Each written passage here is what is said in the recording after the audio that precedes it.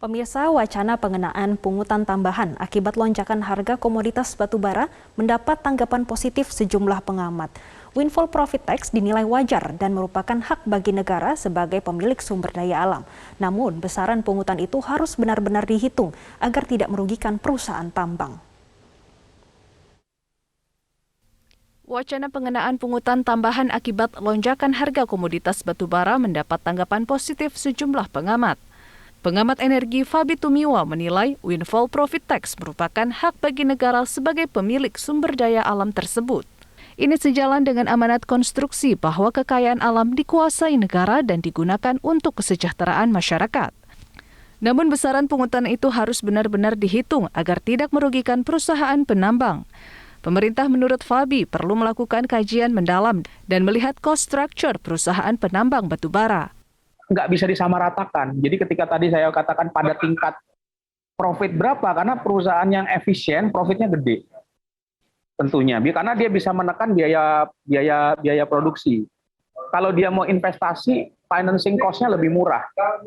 Perusahaan-perusahaan yang kecil itu financing cost-nya lebih mahal, biaya produksinya tidak efisien, jadi biayanya besar. Nah, ini menentukan tingkat pada profit berapa kemudian dia dikenakan tax, windfall profit tax ini yang menurut saya salah satu tantangannya. Karena berarti pemerintah, dalam hal ini Kementerian Keuangan, harus punya cost structure untuk semua perusahaan tambang yang beroperasi.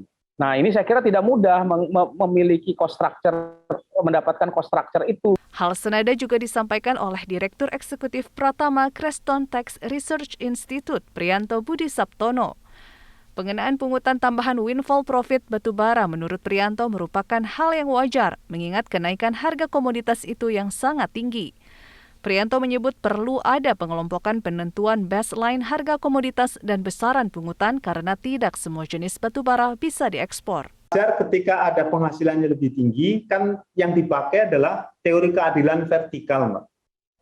Keadilan vertikal itu artinya begini. Ketika orang punya penghasilan lebih, harusnya bayar pajaknya lebih.